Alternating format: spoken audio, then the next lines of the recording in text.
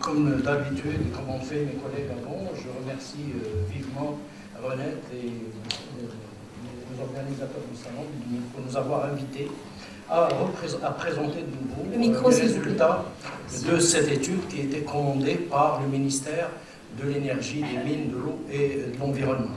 Et comme son nom l'indique, son intitulé l'indique, l'étude portait sur les spécifications des besoins de compétences dans le secteur des énergies renouvelables et tout secteur impacté par l'efficacité énergétique.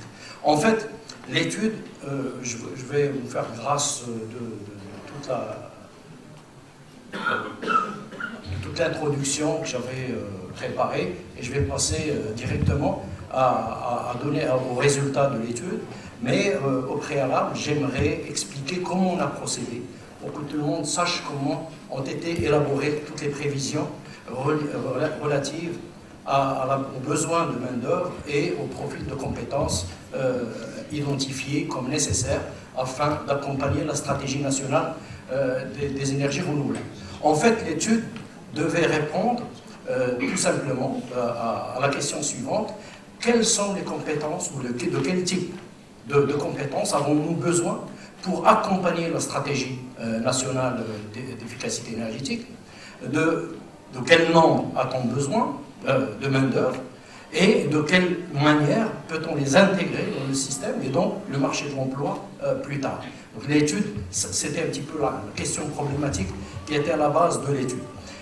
Nous avons procédé en 3 étapes. La première étape a consisté à élaborer la situation du secteur des énergies renouvelables au Maroc à partir de l'identification de 5 sous-secteurs qui sont le solaire, l'éolien, le biomasse, l'efficacité énergétique et la micro-hydroélectricité.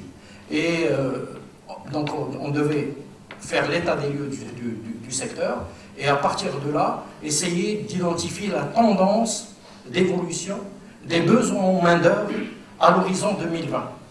Et bien sûr, nous avons commencé par une étude benchmark à l'international afin d'avoir une idée sur comment les autres ont procédé afin de mettre en œuvre et de faire évoluer leur secteur. Et nous avons, en seconde activité, nous avons mené une enquête sur le terrain auprès de tous les industriels dans les sous-secteurs, à part ceux qui n'ont pas voulu nous recevoir. Nous avons rencontré tous les institutionnels, etc., afin de poser les questions dont j'ai fait état tout à l'heure. Et en seconde phase, donc une fois qu'on avait une idée sur le secteur, ses tendances d'évolution, ses besoins, on a essayé d'établir les prévisions ou des scénarios de développement de ce besoin de main-d'œuvre et de sa mise en disponibilité et de la réalisation de son recrutement. La seconde phase a porté sur l'état des lieux de la formation au Maroc dans le secteur. Nous avons établi quels sont les types de formations données dans le secteur ou apparentés au secteur et nous avons essayé d'identifier est-ce que ces formations données correspondaient réellement aux besoins identifiés lors de la première phase. En fait, on devait voir quel est l'écart entre la réalité de la main-d'œuvre et les besoins futurs, et en même temps, quelle est la formation offerte et sa correspondance ou sa cohérence avec ce qui est demandé à l'horizon 2020. Et puis la troisième phase a été l'analyse de ces écarts et la présentation des recommandations.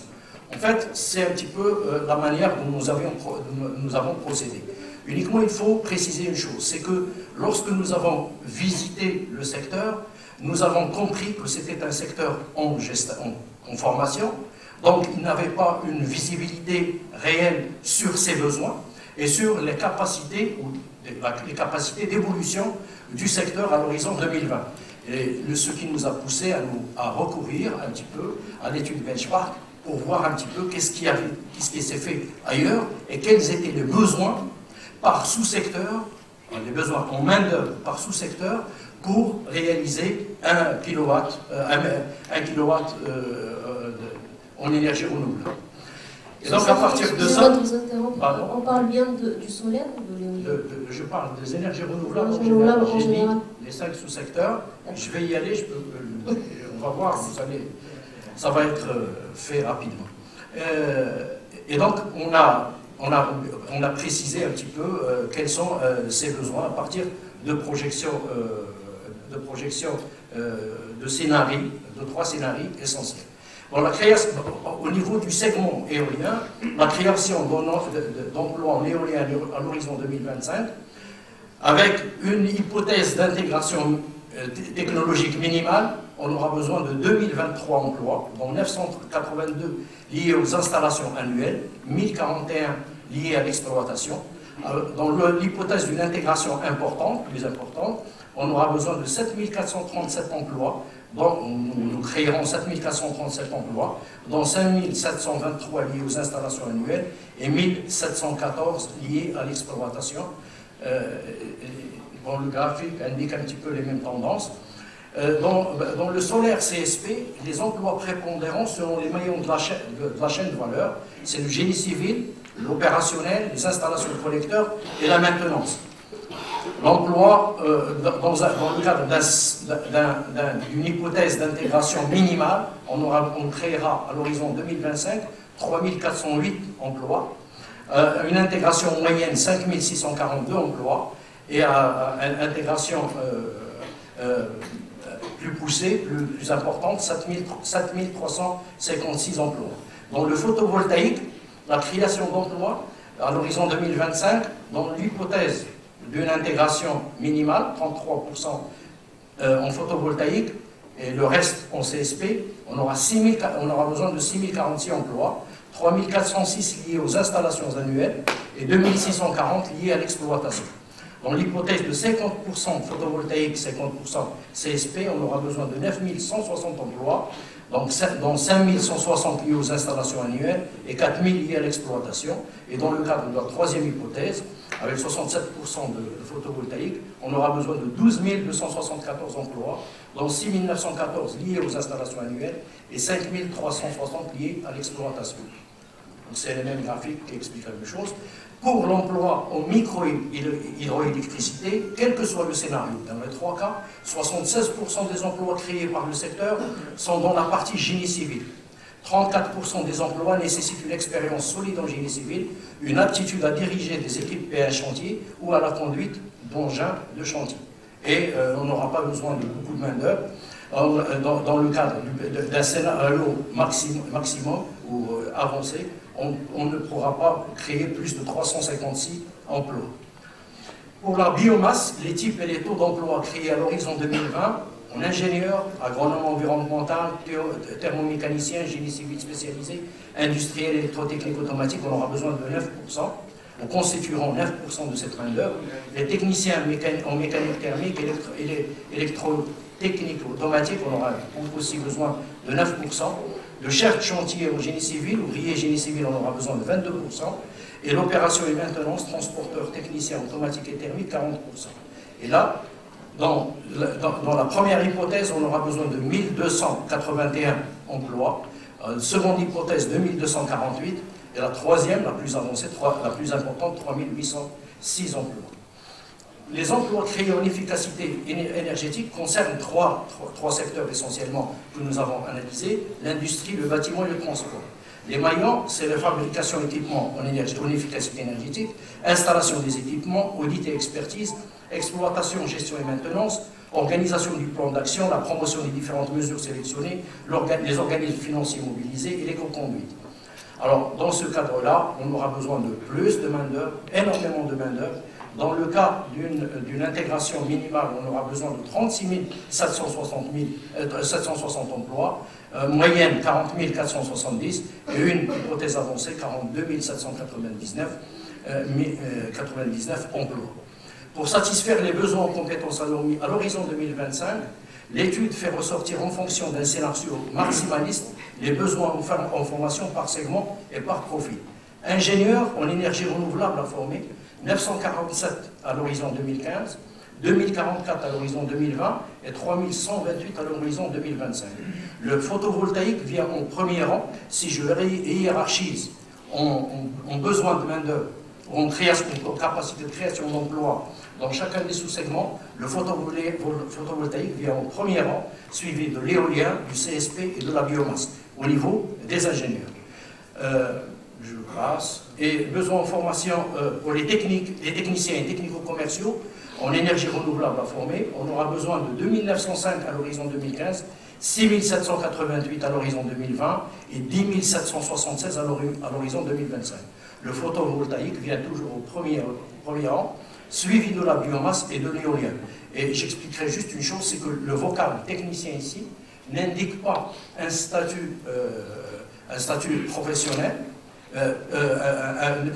un profil de formation, mais plutôt un statut professionnel d'encadrement intermédiaire. Donc ça pourrait être un technicien spécialisé ou un technicien secondaire. Alors, pour les besoins en formation segment ENR, pour les ouvriers qualifiés à former, on aura besoin de 3181 à l'horizon 2015, 4886 à l'horizon 2020 et 5773 à l'horizon 2025. Et pour cette catégorie de main-d'œuvre, la biomasse vient au premier rang, suivi du CSP et du PE. Les besoins en formation en efficacité énergétique, on aura besoin de former des ingénieurs projets, des ingénieurs d'études, ingénieurs qualité, ingénieurs thermiciens et des architectes. Donc, avec les chiffres que j'avais donnés tout à l'heure. Au niveau formation de techniciens, on aura besoin de techniciens d'études, techniciens en automatisme, en électromécanique, en maintenance, des réseaux de fluides, d'exploitation énergie, d'efficacité énergétique BTP, des techniciens en froid et climatisation, des techniciens en thermique et climatisation.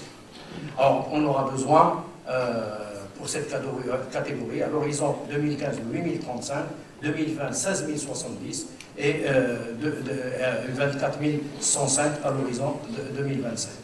Pour les niveaux d'ouvriers qualifiés, on aura besoin de soudeurs, chaudronniers, électriciens, installateurs de systèmes de climatisation et de chauffage, de maçons et de conducteurs professionnels à l'éco-conduite. On aura besoin de 10 959 à l'horizon 2015, 21 917 en 2020 et on devra former 32 876 à l'horizon 2025.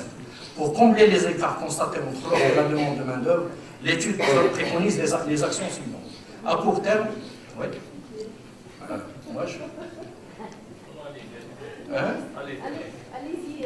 Parce que c'est le plan d'action, si vous voulez. Formation professionnelle selon l'approche par compétences au niveau de formation technicien ou technicien spécialisé, comme ça va ressortir des analyses de situation de travail. Alors on aura un installateur mainteneur éolien, installateur mainteneur solaire, un technicien efficacité énergétique, intervenant en biomasse et technicien en génie climatique. 2011-2012 toujours, préparer les infrastructures pour l'implantation des programmes au sein de 3 nouveaux instituts. C'est les fameux instituts de formation au métier des énergies renouvelables, IFMERE, un à Oujda, l'autre à Tanger et le troisième à Ouarzazate, avec en 2015, à l'horizon 2015, la création d'un autre dans le sud, le Rayon. 2011-2012, identifier des partenaires au niveau national disposant d'encadrement pédagogique et des moyens logistiques et adapter certains de leurs programmes de formation dispensés actuellement aux besoins du secteur. Et ça, c'est une mise à niveau ou une amélioration de tous les programmes qui se donnent dans des filières apparentées aux énergies renouvelables. 2011-2012 toujours, préparer l'encadrement administratif et pédagogique à l'implantation de nouveaux programmes, et puis équiper les établissements qui vont offrir les nouveaux programmes. À moyen terme, 2013, implanter les 5 programmes développés au niveau des 3 nouveaux établissements sectoriels, c'est-à-dire commencer à faire graduer les techniciens formés dans le cadre de ces programmes, implanter les programmes adaptés au niveau des établissements partenaires, et là je parle essentiellement du supérieur, identifier des partenaires au niveau international capables d'accompagner les établissements précédemment identifiés pour l'implantation des nouveaux programmes développés et adaptés, et développer selon l'approche par compétences en mode de formation par apprentissage, un programme de maintenance tramway vu maintenant la prolifération des tramways et le TGV plus tard. Adapter les programmes développés au niveau de la formation professionnelle au mode de formation par apprentissage et les implanter, ainsi que celui de maintenance tramway dans des CFA, des centres de formation par alternance. 2013-2014, évaluer les résultats des expériences pilotes. 2015, généraliser après évaluation l'implantation des programmes aux autres établissements présentant les conditions suffisantes pour offrir les nouveaux programmes développés et adaptés, et préparer les infrastructures pour l'implantation des programmes élaborés dans la province de Léon. Merci, M. Safi. Je suis obligée de rompre votre intervention pour pouvoir